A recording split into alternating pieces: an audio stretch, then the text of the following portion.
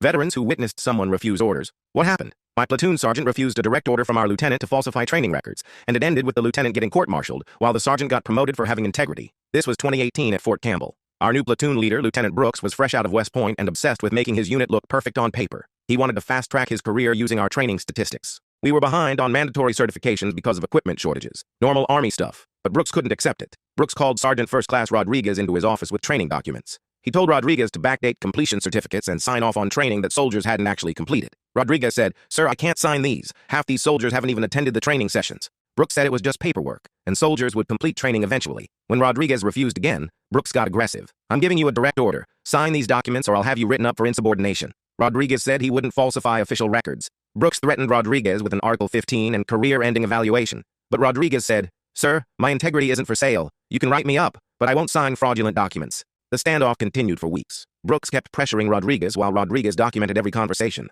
Other NCOs started backing Rodriguez, also refusing to sign false certificates. Brooks got desperate and started forging signatures himself. He created fake training rosters and backdated certificates. But Rodriguez was keeping detailed records of everything. The whole thing exploded during a surprise brigade inspection. Inspectors found discrepancies between training records and actual soldier certifications. When they interviewed soldiers, nobody remembered attending half the training Brooks claimed. Rodriguez presented his documentation to the Inspector General. He had written records of every time Brooks ordered him to falsify documents, plus evidence that Brooks had been forging signatures. Investigation revealed Brooks had falsified training records for over 200 soldiers. He'd been systematically creating fake documentation to make his leadership look effective. Brooks got court-martialed for fraud and conduct unbecoming an officer. He was sentenced to 6 months in prison, dismissed from service, and lost all benefits. Rodriguez got promoted to Master Sergeant ahead of schedule. At his ceremony, the brigade commander said Rodriguez exemplified real Army values. Rodriguez told me, "Sometimes the most important order you can refuse is one that asks you to compromise your integrity. That's not insubordination, that's leadership."